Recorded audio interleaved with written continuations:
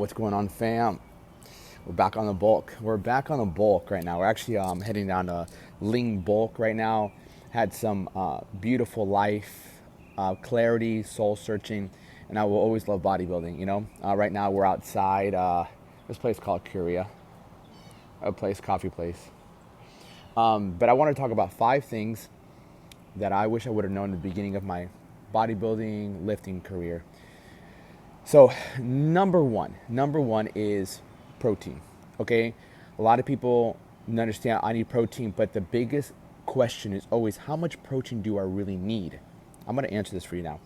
So let's take for example, say you weigh 180 pounds, right? But you're trying to cut. Say you're 180 pounds and you want to get down to 150, right? Which means you want to lose 20 pounds, right?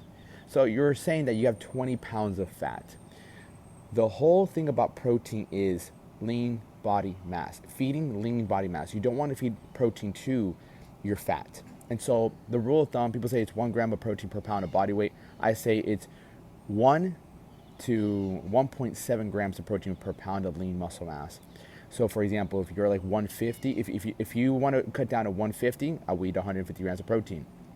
And obviously that can go all the way up to like 220, right? So my biggest rule of thumb in that sense is number one is how much protein are you getting in now consistently, all right? If you're going to the gym 2 days a week consistently, I'm not going to make you go to the gym 6 days, okay? It's just too much in the beginning. So for number one, it's 1 gram of protein per pound of lean muscle mass, all right? Alex, how much muscle mass do I have? Whatever your goal weight is, or like if you want to lose 20 pounds, 30 pounds, that weight, eat that much around protein. That's what I would do in the beginning is track my protein and don't miss. Every time that you miss, you're not progressing. Every time you miss your protein that day, you're not progressing. That's the thing about bodybuilding. The beautiful thing about bodybuilding is if you're consistent with your meals and your protein, you can literally excel very fast. That's the beautiful thing about bodybuilding. Now it's a double-edged sword because if you miss a meal, you will go backwards. There is no stagnation. You're either progressing or regressing. Number two is understanding that the bodybuilders who look really good, the bodybuilders that are on stage, most of them do take steroids. But that doesn't mean you have to take that now. If you look into a lot of the bodybuilders on stage, they've been lifting for many years. Okay? Don't rush into taking steroids. Don't rush into it. I never did. From the age of 12 to about 9 till 21, I've been working out. And I didn't take steroids till my second show. Even my first show, my coach asked me, Alex, do you want to take something, anything? And I'm like, no, I'm fine. I just enjoy the love of bodybuilding. That's it. That's number two. It's not that I wish I would have known. I never looked at bodybuilding like, oh man, I want to look at them. What are they doing with it? I didn't even really find out about steroids till later on. I didn't even think about steroids till later on. I'm like, oh really? I just enjoyed training. So enjoy the training. Enjoy the pump. Enjoy having fun with it. You have one body, just have fun with it. And unless you want to compete, then take it. But there's a lot of dangerous stuff that comes with it. Okay, so number two is understanding that a lot of people that you look up to might be on steroids, but enjoy the process. Enjoy the process. Just because you don't look like them right now today doesn't mean eventually you won't look like them. It takes years. Number three, I would say, is when it comes to supplements. Motherfucking supplements, man. Supplements. I only take 3 supplements. And since I came up, I was never a big fan of supplements. Because anytime I read the book Arnold's Encyclopedia of Bodybuilding, he talked about vitamins and things like that, but never a lot of supplements people take now. I took pre-workout for a bit. What else did I take? I've always taken protein powder. I've taken protein powder since I was 16. Say I'm 28 now. So 16, I've taken protein powder. I discovered Animal Pack. Animal Pack is a multivitamin that I discovered back in 2000 and I don't remember, maybe 7 years ago, 7, 8, 9 years ago, very long time. And I started off with the pills. It was 11 pills, but I will never forget one summer I was taking them for a month straight, and I went to California. I was lifting with my buddy. I was taking Animal Pack for the first time for about 30 days straight.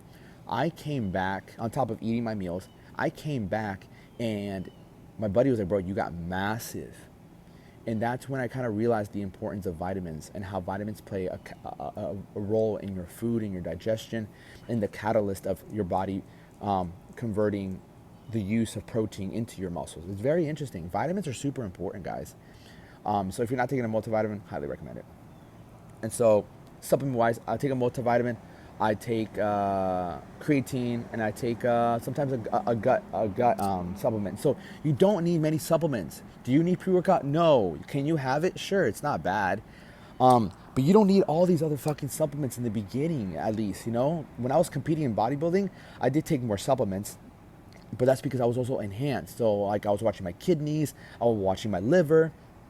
I believe that when I was on gear, I took way more supplements because you have to understand, when you take steroids, you're also damaging your body. So we try to reverse the effect with supplements. So you're fucking up your kidneys, you take a supplement for your kidneys. You're fucking up your liver, you take a supplement for your liver. You know, it's a kind of like, oh, bad, but we're trying to even it out, you know? And so supplement-wise, you don't need any supplements. In the beginning, I would say take a multivitamin and take some creatine, and you're fucking set to go. I wouldn't even recommend pre-workout, but if you want it, take it. It's not that bad. And mine, that's number 3. No, 1, 2, 3. Not number 4? No way. Number 1 is my bad. Number 1 is protein. Number 2 is steroids. Number 3 is supplements. Number 4. Number 4. We'll go with number 4. This is on top of my head.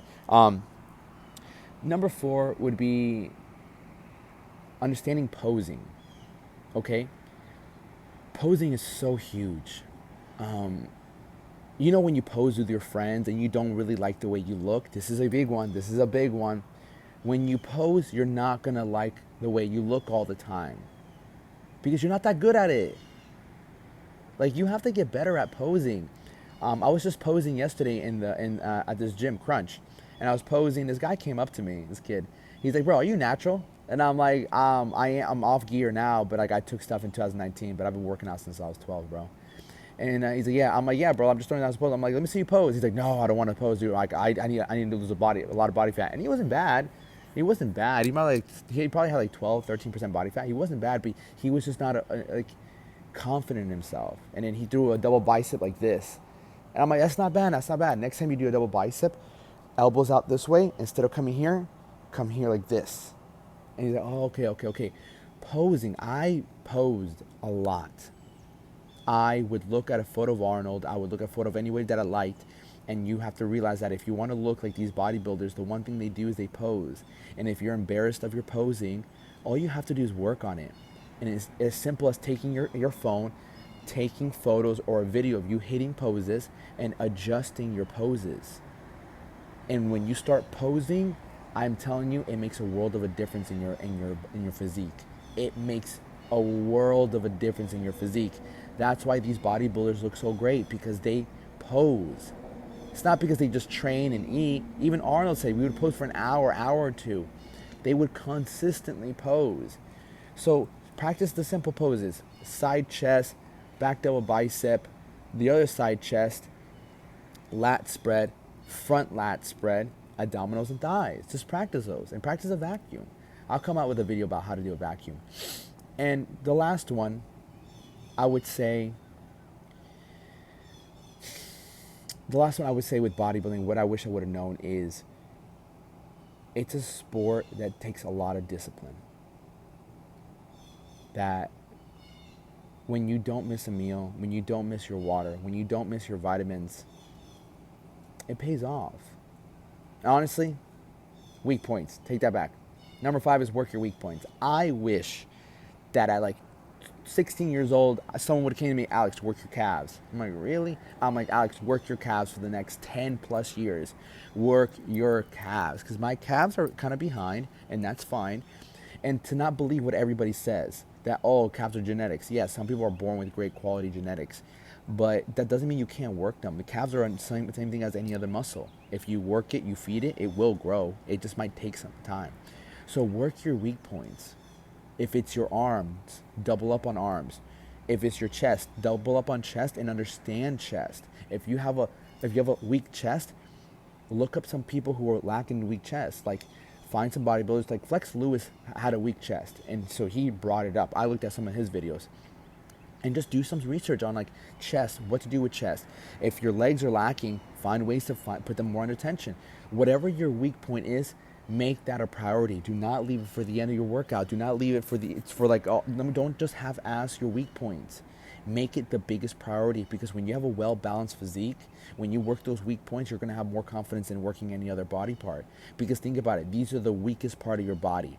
And if you bring up your weakest part of your body and everything else is fucking even, you have unmatched confidence, because you've been able to take something that was once a weak point and made it into a strength. Now you're fucking strong overall. Once I get these calves to like 20 inches, that's it. Game over. I am Mr. Olympia. I have a fucking great physique.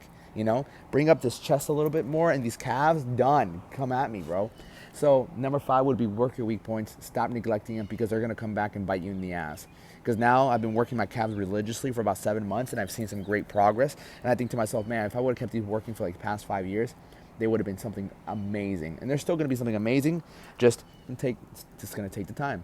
So those are my 5 things I wish I would have told myself in the beginning. Honestly, it's great advice. Take it or leave it. But much love. Go crush it. Get your meals in.